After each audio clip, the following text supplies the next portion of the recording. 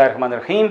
आज हमारे बिजनेस और लॉ के वर्ड्स हैं, ठीक है ना। हमने क्या किए थे, लैटिन रूट्स, फिर ग्रीक रूट्स, फिर हमने कुछ एक्सप्रेसिव वर्ड्स किए। अब हम टॉपिक में हैं, सब्जेक्ट में वर्ड्स हैं। और जब तक आपको साइकोलॉजी के, लॉ के, साइंस एंड टेक्नोलॉजी के, लिटरेचर के कुछ वर्ड्स ना आते हों, उस वक्त तक आपकी वोकेबलरी ओवरऑल इंप्रूव नहीं हो सकती, एवरेज ऊपर नहीं जा सकती।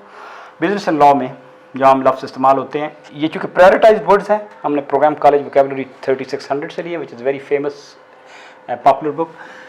एक्चुअरी, आपने आजकल सुना होगा या नहीं सुना होगा तो सुन लें। एक्चुएरियल साइंसेज भी एक होती हैं, जिसमें जो बहुत ज़्यादा बैंक वाले, फाइनेंस वाले, कर्जा देने वाले, इंश्योरेंस वाले इस्तेमाल करते हैं कि मैं आपको एक इंश्योरेंस दे रहा हूँ, अगर खुदा न खास्ता आपकी सेहत ख़राब होगी, एक्सीडेंट होगा, तो मैं कितने पैसे दूंगा। तो उन्होंने कोई कैलकुलेशन करनी होती है ना, रिस्क। तो एक्चुअरियल का एक्चुअली लफ्ज़ आया है बुक कीपिंग से। तो actuary somebody who does that, who calculates risk, ठीक है, और वो इवेल्यूएट करता है।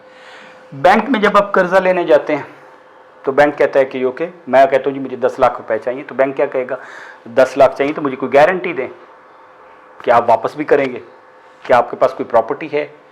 आम बैंक ये करते हैं, सारे बैंक ज़रूरी नहीं है, कोई बैंक कहें कि नहीं जी आप ले जाएं। ऐसा भी दुनिया में बैंक है। डॉक्टर यूनुस का नाम सुना हुआ है? दुनिया में गुर्बत दूर करने में सबसे ज़्यादा काम किसी ने किया तो उसका नाम है डॉक्टर यूनुस। उन्होंने एक बैंक बनाया था, ग्रामीण बैंक। वो नहीं मांगता, ठीक। तो ग्रामीण बैंक आपको पता होना चाहिए, जीके की तरफ है। कोलैटरल वो होता है, लेटरल मैंने तो साइड, बाईलैटरल, ट्राईलैटरल, क्वाड्रीलैटरल, कोलैटरल के मैं आपको दे रहा हूं तो आपकी साइड से क्या होगा, द सिक्योरिटीज। इसके लिए क्या वर्ड होता है, द सिक्योरिटीज। सिक्योरिटी नहीं, सिक्योरिटी तो होती है ना वैसे हिफाजत, सिक्योरिटीज लफ्ज प्लूरल में इस्तेमाल होता है, गारंटी। एफिडेविट, फाइडेलिटी तो आपने सुना हुआ ना, क्या होता है, फेथ। तो एफिडेविट, आप किसी डॉक्यूमेंट को इस तरह करें कि वो ऑथेंटिक हो। मैं ओथ करके करता हूं कि आई हियर बाई से कि ये डॉक्यूमेंट बिल्कुल ठीक है, या जो फैक्ट्स मैं इसमें लिख रहा हूँ वो बिल्कुल ठीक है, तो एफिडेविट हो जाता है ना। नोटरी, आप कभी अदालतों में जाएं तो वहाँ पे एक लोग बैठे होते हैं, नोटरी पब्लिक, उनसे आप अपने डॉक्यूमेंट अटेस्ट करवाते हैं और वो आप चीज़ें नोट कर लेते हैं कि हु केम, क्योंकि आप पर्सनली उनके पास जाते हैं तो they are authorise to attest, जो आप तौर पे आप गजटेड ऑफिसर से भी करवाते हैं, तो नोटरी हो। नेगोशिएबल, निगोशिएबल होता है कि ऐसी चीज़ जो मैं आपके नाम ट्रांसफ़र कर सकूं, किसी के नाम भी। कुछ डॉक्यूमेंट होते हैं जो आप इस तरह सेल कर सकते हैं। मिसाल के तौर पे एक डॉक्यूमेंट मशहूर है, जब आप जहाज़ में माल बेचते हैं ना इधर, या एयरलाइन में बेचते हैं, तो आपको एक रसीद देता है, उसको कहते हैं एयरवे बिल। आपने कभी सुना हुआ है, ट्रक आपने भेजा हो तो कहते हैं साथ बिल्टी नहीं है, बिल्टी। बिल्टी क्या होता है, bill of transport, bill bill of transport. जहाज में भेजे, शिप में, दुनिया का ज़्यादा 90% सामान तो शिप में जाता है, उसको कहते हैं BL, बिल ऑफ लेडिंग। तो वो निगोशिएबल इंस्ट्रूमेंट है, यानी कि वो मेरे बिल ऑफ लेडिंग है, जहाज अभी उधर जा रहा है तो मैं आपको बेच सकता हूँ, वो अपना डॉक्यूमेंट वो आपका हो जाएगा, ठीक, निगोशिएबल। फेलनी, क्या मतलब होता है फेलनी का, क्राइम, सीरियस क्राइम, ठीक। लार्सनी, चोरी को कहते हैं, असल में रॉबरी से ये लफ्ज़ निकला है, स्टील करना, प्रॉपर्टी स्टील कर लेना। ये लफ्ज़ बड़ा इंपॉर्टेंट है और अक्सर लोगों को नहीं आता। कॉन्सेप्ट है MFN। क्या आपने सुना होगा, हमने ईरान को MFN स्टेटस दे दिया है, इंडिया ने हमें MFN स्टेटस दे दिया या नहीं दिया, व्हाटएवर। मोस्ट फेवर्ड नेशन, आम बंदा क्या समझता है कि अगर इंडिया ने मुझे मोस्ट फेवर्ड नेशन पाकिस्तान को दिया है तो उसका मतलब यह है कि वो हमारे साथ फेवर कर रहे हैं।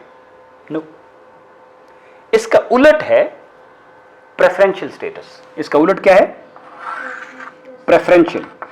अगर हम किसी मुल्क को ज्यादा आसानी पैदा करें, उससे आने वाले माल को टैक्स कम लगाएं, तो मैं उसे क्या दे रहा हूं, प्रेफरेंशियल स्टेटस। अगर मैं उसके साथ वही सलूक करूं जो मैं बाकी दुनिया के साथ कर रहा हूं और इम्तियाज ना करूं, ठीक है ना, तो मैं कहता हूं कि मैंने उसको वही फेवर दी है which I am giving to most of the nations. तो ये असल में है the favour that I am giving to most of the nations means normal status.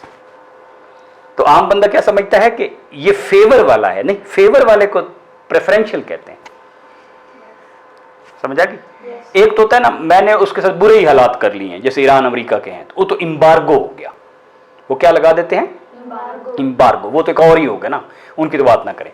तो जो ठीक जिनके साथ मेरे रिलेशनशिप हैं, अगर मैंने उनको रियायतें दी हुई हैं तो मैं MFN पे हूं या प्रेफरेंशियल पे हूं, प्रेफरेंशियल पे। अगर मैंने उन्हें कोई रियायत नहीं दी हुई, उनके साथ वही सलूक कर रहा हूं जो पूरी दुनिया से कर रहा हूं, तो मैं क्या हूं, MFN पे।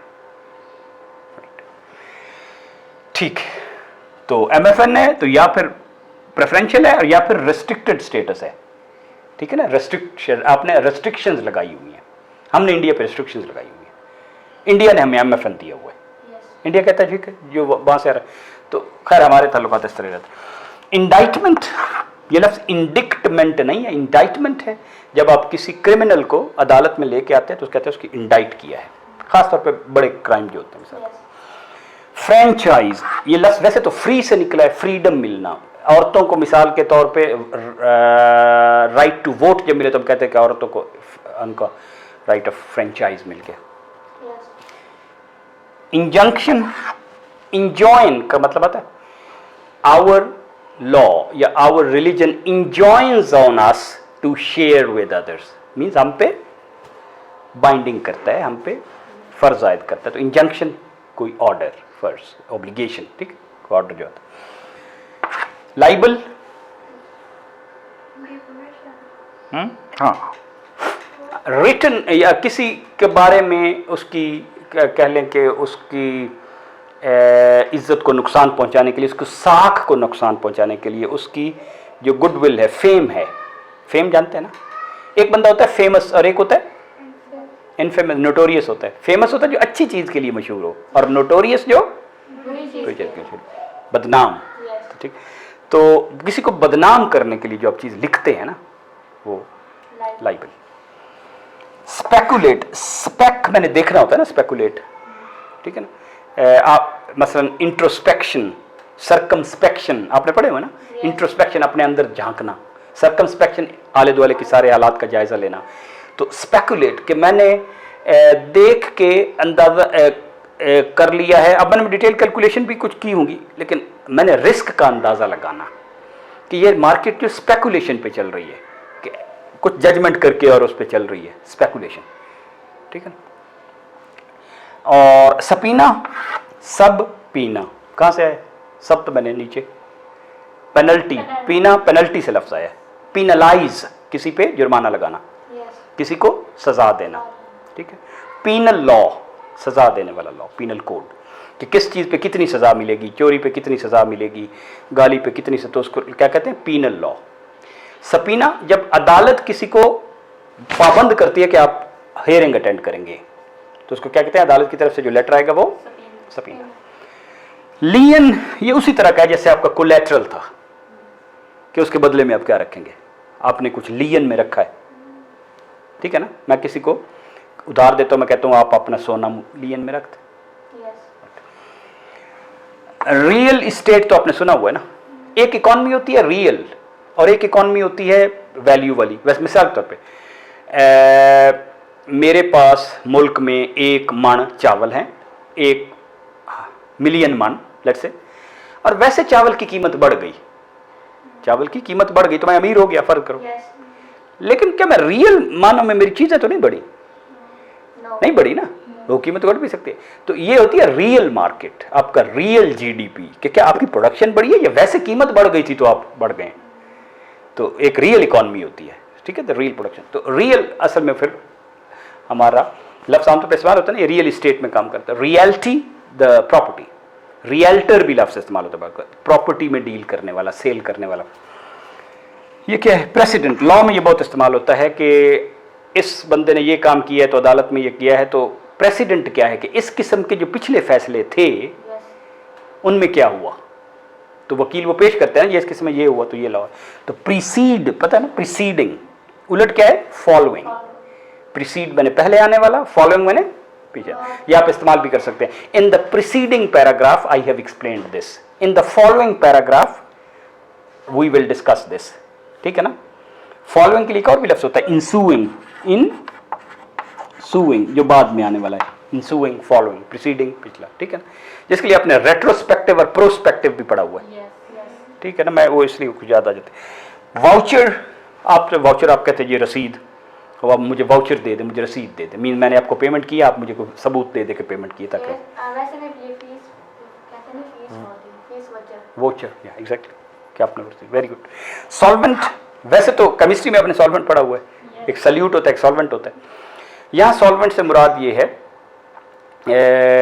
इसकी एटमोलॉजी देखनी पड़ेगी डिटेल में कि ये सॉल्वेंट कैसे है, लेकिन सॉल्वेंट वो होता है कि मेरे में कर्जा वापस करने की सलाहियत है, मींस मैंने कुछ चीज़ों को, कुछ मेरे पास प्रॉपर्टी है, कुछ मैंने कर्जा लिया हुआ है, तो ओवरऑल मैं कर्जा वापस करूं तो still I have sum property. Insolvent वो हो जाता है जो अपना कर्जा इतना चाड़ ले कि उसकी प्रॉपर्टी से भी ज्यादा हो, ठीक है। मैंने 100 रुपये लोगों को कर्जा देना है, मेरे पास 20 रुपये का सामान पड़ा है, तो मैं बाकी ऐसी कहाँ से लूँगा, तो मैं इंसॉल्वेंट हो गया हूँ, ठीक है ना। इसको क्या कहते हैं उर्दू में, जिसको हम उर्दू में कहते हैं कि वो एक वर्ड है ना उर्दू में, कंगाल हो जाना से मुराद है, I am forgetting that word, जो उर्दू का है इंसॉल्वेंसी का। बिजनेस भी हो जाते हैं बाज़ औक़ात, बिजनेस वैल्यू डाउन हो जाती हैं उनकी प्रॉपर्टीज़ की, उनके डेट में आ जाते हैं और उनका इतनी प्रॉपर्टी नहीं होती कि वो डेट पे कर सकें, तो उसको कहते हैं ये बिजनेस इंसॉल्वेंट हो गया। वो फिर अपनी इंसॉल्वेंसी फाइल कर देते हैं कि जी वी आर इंसॉल्वेंट। इंसॉल्वेंट्स को बाज़ फिर कर्जे माफ़ भी हो जाते हैं या कोई तरीके से, तो इसको बैंक्रप्सी, आपने लफ्ज़ सुना बैंक्रप्सी, बैंक्रप्ट हो गया, क्या हो गया, हाँ बैंक्रप्सी भी ये निकले। बैंक्रप्ट होता है कि जी वो दिवालिया होना, उर्दू में क्या कहते हैं, दिवालिया। एक तो वैसे भी हम कहते हैं ना कि उसका तो यार अखलाकी तौर पे दिवालिया हो गया है, हमारे मुआशरे का अखलाकी दिवालिया हो चुका, मीन बिल्कुल ही खाली हो जाना। तो बैंक्रप्ट होना भी यही है, फाइनेंशियली बैंक्रप्सी, बैंक्रप्टी, बैंक्रप्सी।